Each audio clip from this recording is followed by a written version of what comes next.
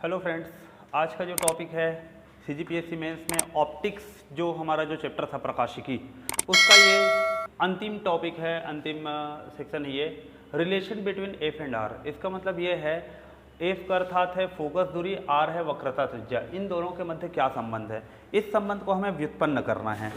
तो इसकी व्युत्पत्ति हम कैसे करेंगे? इसकी व्युत्पत्ति होगी, इसके लिए हम क्या करते हैं, एक इस तरीके से हमने अवतल दर्पण बनाया, अवतल दर्पण के मध्य से इस तरीके से हमने मुख्य अक्ष खींच दिया।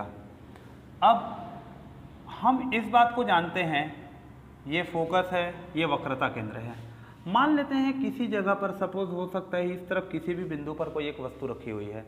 वस्तु से प्रकाश की किरण जो बाहर निकलती है, एक प्रकाश की किरण हम लेते हैं जो मुख्य अक्ष के समानांतर आपतित हो। तो मुख्य अक्ष के समानांतर आपतित होने वाली प्रकाश की किरण परावर्तन के पश्चात कहाँ से होकर जाएगी? यह किरण परावर्तन के पश्चात हमेशा फोकस से होकर जाएगी।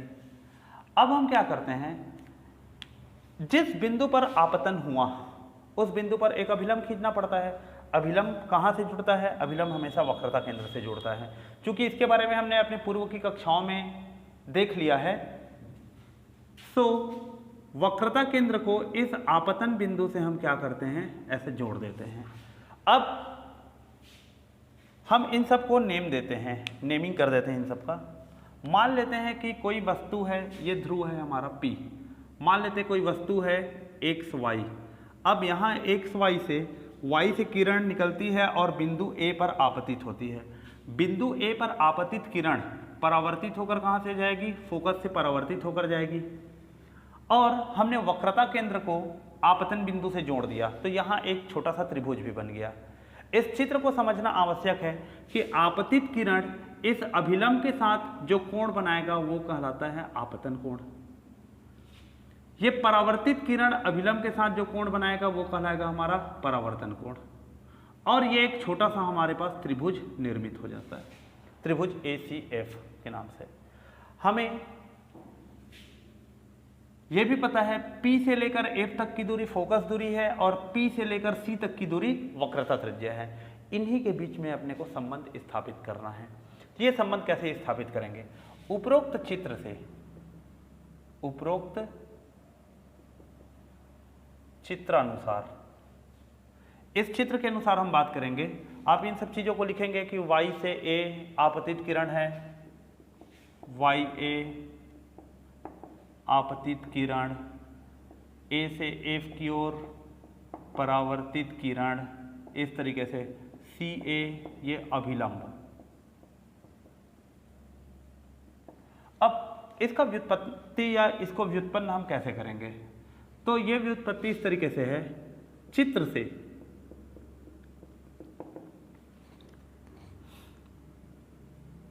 एंगल YAC का मान एंगल CAF के बराबर होगा।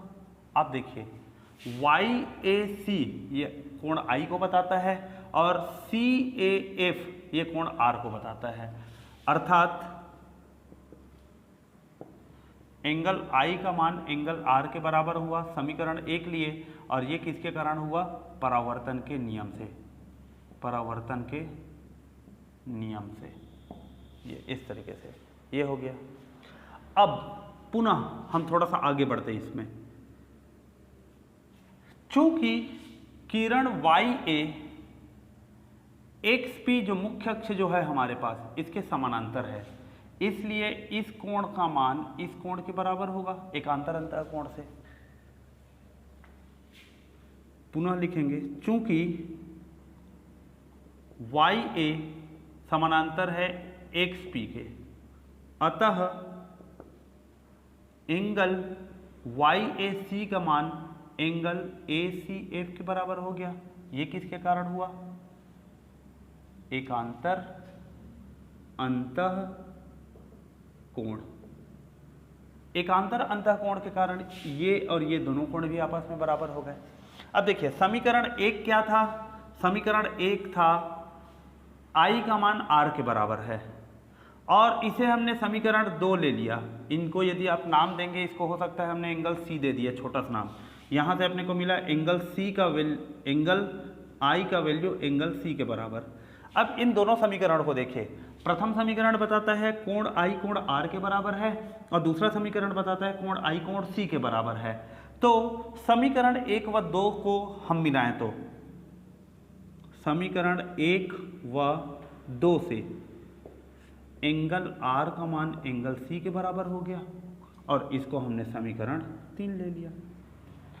अब ये देखिए त्रिभुज ACF में, ये त्रिभुज की बात करें, ACF की बात करते हैं, जब ये दोनों कोण आपस में बराबर होंगे, एंगल R का मान एंगल C के बराबर हो, तो उस स्थिति में भुजा AF भुजा CF के बराबर हो जाएगा। त्रिभुज ACF में यदि एंगल C का मान एंगल R के बराबर है तो भुजा CF का मान भुजा AF के बराबर हो जाएगा। ये नियम को हम त्रिभुज वाले चैप्टर गणित में पढ़े हुए हैं कि किसी भी त्रिभुज में दो कोण यदि आपस में बराबर होते हैं तो उन दोनों कोणों के सामने की भुजा भी आपस में बराबर होती है। बस यही नियम हमने यहाँ लगाया। यदि ये दो कोण आपस में बराबर हैं उस त्रिभुज में तो ये दो भुजा भी आपस में बराबर होंगे। इसको अलग से आप ऐसे समझना चाहे तो ऐसे समझ सकते हैं। ये त्रिभुज कुछ इस तरीके से बना हुआ है, ये बिंदु A है, ये C है और ये F है। आप देखेंगे इसमें यदि ये कोण, ये दोनों आपस में बराबर है, ये एंगल R है, ये एंगल C है, ये दोनों कोण आपस में बराबर है तो इन दोनों कोणों के सामने की भुजा भी आपस में क्या होंगे, बराबर होंगे। R के सामने की भुजा हो गई CF और C के सामने की भुजा हो गई AF, ये दोनों भुजाएं भी आपस में बराबर होंगे। अब इसी बात का हम प्रयोग करते हुए आगे बढ़ते हैं कि चूंकि PC, P से लेकर C तक जो वक्रता त्रिज्या है ये किसके बराबर है, PF प्लस CF के बराबर है। PC is equal to PF plus CF के इक्वल है। अब देखिए PF प्लस CF, CF को किसके बराबर लिख सकते हैं, AF के बराबर लिखा जा सकता है क्योंकि यह समीकरण अपने को बता दिया। तो इस PF को हमने लिख दिया AF, सॉरी PF, तो PF ही होगा, CF को हमने लिख दिया AF। ये CF का वैल्यू AF के बराबर है, ये AF के इक्वल हो गया, अर्थात PC का मान PF प्लस AF के बराबर है।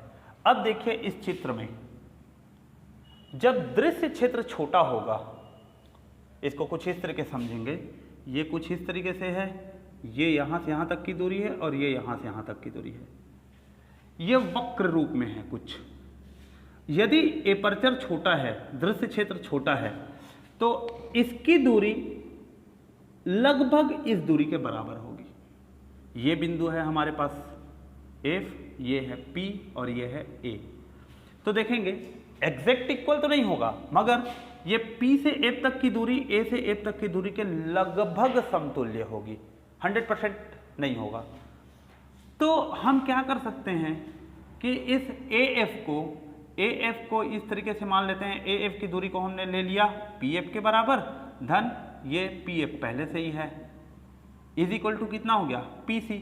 चूंकि इसको हमने इसके समतुल्य लिया और समतुल्य लेने का कारण आप क्या लिखेंगे कि छोटा दृश्य क्षेत्र होने के कारण P से F तक की दूरी और A से F तक की दूरी लगभग समान होगी। इसी के कारण ये AF को हमने PF के बराबर लिख लिया। अब AF और PF दोनों बराबर हो गया तो ये PC का मान किसके बराबर हो गया, PF प्लस AF से बदल के हो गया PF plus PF, PF plus PF हो गया 2PF और ये हो गया PC।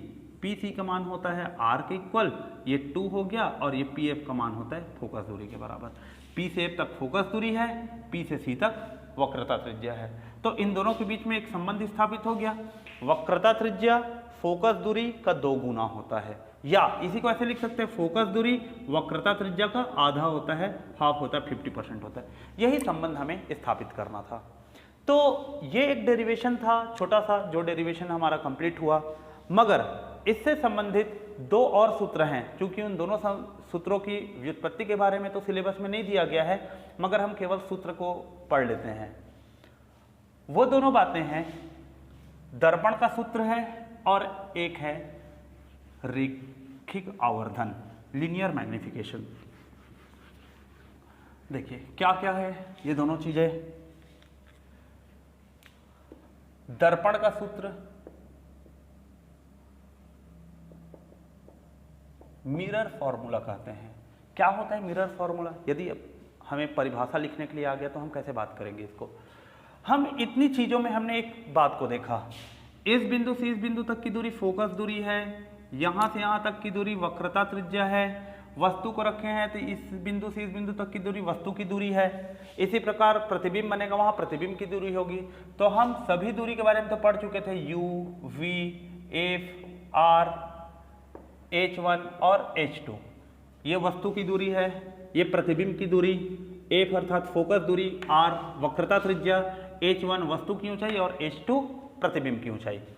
तो U, V और F के मध्य जो संबंध होता है यही संबंध दर्पण का सूत्र कहलाता है या मिरर फॉर्मूला कहलाता है। अर्थात वस्तु की दूरी, प्रतिबिंब की दूरी एवं फोकस दूरी के मध्य जो गणितीय संबंध होता है वही गणितीय संबंध दर्पण का सूत्र कहलाता है। तो वो दर्पण का सूत्र क्या होगा? वो दर्पण का सूत्र है 1/f = 1/u + 1/v। ये हमारे पास एक सूत्र हुआ। कई जगह 1/v + 1/u लिखा रहता है, कंफ्यूज होने की बात नहीं है। ये दर्पण का सूत्र हुआ पहला सूत्र। दूसरा सूत्र है जो हमने अभी डिराइव किया, f = r/2 अर्थात फोकस दूरी वक्रता त्रिज्या का हाफ होता है। और तीसरा होता है रैखिक आवर्धन। रैखिक आवर्धन या लिनियर मैग्निफिकेशन कहते हैं इसे, m।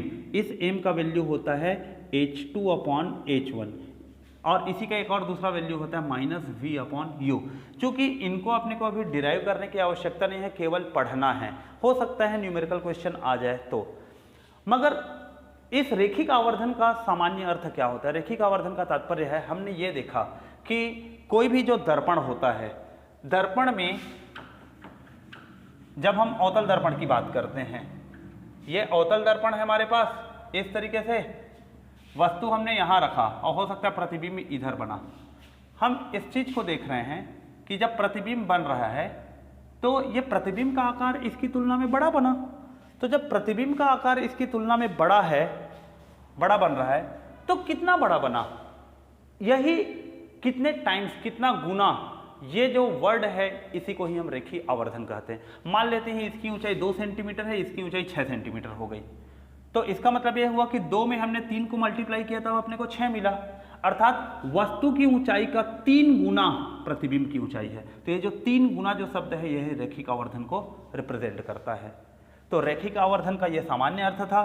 तो रैखिक आवर्धन या लिनियर मैग्निफिकेशन का अर्थ होता है प्रतिबिंब की ऊंचाई बटा वस्तु की ऊंचाई, या ये इस बात को भी बताता है कि वस्तु कितना गुना होकर प्रतिबिंब बनता है। और इसी को हम -v/u के रूप में भी बात करते हैं। तो ये सूत्र के ऊपर हो गया। अब एक छोटी सी बात, एक छोटा सा चीज, पीएससी मेंस में एक क्वेश्चन आया था इसी के ऊपर आधारित। वो प्रश्न कुछ इस तरीके से था, वो लेंस के लिए था प्रश्न, और उसी प्रश्न को मैं दर्पण के ऊपर कन्वर्ट करके बता रहा हूं। यदि किसी उत्तल लेंस या अवतल लेंस को क्षैतिज अक्ष पर 2 भागों में बराबर विभाजित कर दिया जाए तो उसकी फोकस दूरी में क्या अंतर आएगा?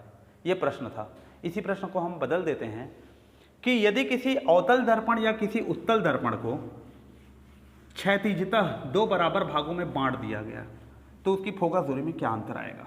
ये प्रश्न है। इसी सूत्र का प्रयोग होगा, इसी रिलेशन का हम उपयोग करेंगे। प्रश्न है कि यदि कोई एक दर्पण है, ये चाहे उत्तल दर्पण हो या अवतल दर्पण हो, मान लेते हैं कि ये एक अवतल दर्पण है हमारे पास। अब इसको बीच से 2 भागों में बांट दिया गया। ये इस तरीके से बीच से 2 भागों में इसको हमने क्या कर दिया? बराबर बांट दिया। तब इसके फोकस दूरी में क्या परिवर्तन आएगा पूर्व की अपेक्षा? अर्थात ये जब एक दर्पण था तो इसकी फोकस दूरी f है, और इसको 2 बराबर भागों में हमने बांट दिया। अब इसकी फोकस दूरी क्या होगी? मान लो ऐसा प्रश्न आता है तो हम इसको कैसे समझेंगे या कैसे लिखेंगे? जब दर्पण पूर्ण है, जब दर्पण पूर्ण था तो उसका वक्रता केंद्र ये C है, इस C जगह पर है। और जब हमने इसको 2 भागों में बांट दिया इस तरीके से, तो इसकी वक्रता की प्रकृति में तो कोई परिवर्तन नहीं हो रहा है। जितना वक्र है उतना तो है ही। तो जितना वो वक्र है तो उसके हिसाब से उसका वक्रता केंद्र की स्थिति में कोई परिवर्तन नहीं आएगा। जब वक्र इस तरीके से है, वक्र ऐसा होता, वक्र को बिल्कुल इस तरीके से करता है, ये वक्रता की प्रकृति में परिवर्तन कहलाता है। इसको यदि मैं कितने भी छोटे टुकड़े में बांटूंगा, इसकी वक्रता की प्रकृति में कोई परिवर्तन नहीं आएगा, अर्थात इसके घुमावदार की प्रकृति में। तो जब इसके घुमाव प्रकृति में या वक्रता की प्रकृति में कोई अंतर नहीं आ रहा है, तो इसके वक्रता केंद्र की स्थिति में कोई परिवर्तन नहीं होगा। और जब वक्रता केंद्र की स्थिति में कोई परिवर्तन नहीं होगा, अर्थात यहां से वक्रता त्रिज्या की दूरी लो, चाहे इस बिंदु से इस के लिए वक्रता त्रिज्या की दूरी लो, दोनों स्थिति में वक्रता त्रिज्या r होगी। तो इस सेक्शन के लिए फोकस दूरी का मान निकालोगे तो भी वो r/2 होगा, इस सेक्शन के लिए फोकस दूरी निकालेंगे वो भी हमारे पास r/2 होगा। और ये दोनों मान न्यूमेरिकली या सांख्यिकी रूप से बराबर हैं, इसलिए हम कहेंगे कि f दोनों स्थिति में बराबर रहेगा। कब? जब किसी दर्पण को हम क्षैतिजता दो भागों में विभाजित करते हैं। तो ये जो बातें हैं, ये ऑप्टिक्स का चैप्टर या प्रकाशिकी जो हमारे पीएससी मेंस का सिलेबस था वो आज कंप्लीट होता है। अगले चैप्टर में हम स्थिर विद्युत और धारा विद्युत के ऊपर चर्चा करेंगे। सिलेबस में जो नए पॉइंट्स जुड़े हुए हैं, प्रकाश विद्युत प्रभाव है, पीएन संधि डायोड है, इन टॉपिक्स को हम बिल्कुल लास्ट में चर्चा करेंगे, क्योंकि उनको समझने के लिए हमें अभी विद्युत को समझना आवश्यक है। प्रकाश विद्युत प्रभाव, प्रकाशिकी और विद्युत दोनों को मिला हुआ रूप है, दोनों का मिला जुला रूप है, इसलिए हम विद्युत को पहले पढ़ेंगे, उसके बाद प्रकाश विद्युत प्रभाव पर जाएंगे। मगर मैं अपने सभी जो छात्र हैं उनको यह बताना चाहूँगा कि आप अपने पास इस चैप्टर के पढ़ने के लिए, चाहे विद्युत वाला चैप्टर हो उसको पढ़ने के लिए, आप अपने हाथ में 10वीं कक्षा का जो टेक्स्ट बुक है अपने हाथ में अवश्य रखें। मेंस में जो भी प्रश्न आए हुए हैं वो प्रश्न की प्रकृति 10वीं कक्षा से बाहर की नहीं है। जो भी उत्तर लिखना है आपको, जो भी शब्दावली का प्रयोग करना है, बेहतर होगा कि आप टेक्स्ट बुक में जिस शब्दावली का प्रयोग होता है आप उसी शब्दावली का प्रयोग करें। वो एक स्टैंडर्ड है, वो एक मानक है। जितने भी छात्र इस वीडियो को देख रहे हैं, मैं चाहूँगा कि आप सभी कोई 10वीं कक्षा की जो विज्ञान की पुस्तक है, चाहे वो हिंदी मीडियम की हो चाहे इंग्लिश मीडियम की, आप अपने मीडियम के अनुसार उस पुस्तक को अपने हाथ में रखें। वीडियो को देखने के पश्चात आप एक बार बुक से भी उसको रीड आउट करें और साथ ही साथ अपने नोट्स भी आप बनाते हुए चले तो आपको ज़्यादा फायदा मिलेगा इसके लिए। एवं मैं ये भी कहना चाहूँगा कि वीडियो देखने के पश्चात आप ज़्यादा से ज़्यादा इसको लाइक, शेयर एंड सब्सक्राइब कीजिए।